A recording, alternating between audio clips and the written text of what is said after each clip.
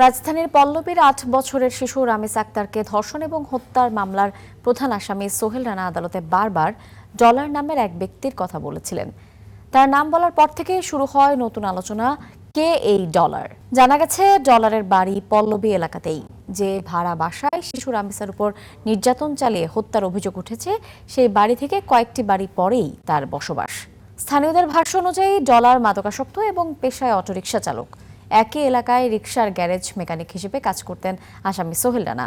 সেই সূত্রে তাদের মধ্যে পূর্ব পরিচয় ছিল এবং গ্যারেজে ডলারের নিয়মিত যাতায়াত ছিল। স্থানীয় বাসিন্দারা আরও জানিয়েছেন, ডলার ব্যক্তিগতভাবে ধনী না হলেও তাদের পরিবার অবস্থা সম্পন্ন। তাদের একটি বাড়ি রয়েছে। নেশার খরচ জোগাতেই তিনি অটোরিকশা চালান। 5 ভাই এবং 2 বোনের মধ্যে ডলার সবার ছোট। তদন্ত সংশ্লিষ্টরা বলছেন, এই পর্যন্ত তদন্ত, সাক্ষ্য প্রমাণ কিংবা ডিজিটাল তথ্য বিশ্লেষণে ডলার নামের ওই ব্যক্তির সম্পৃক্ততার কোনো প্রমাণ পাওয়া যায়নি।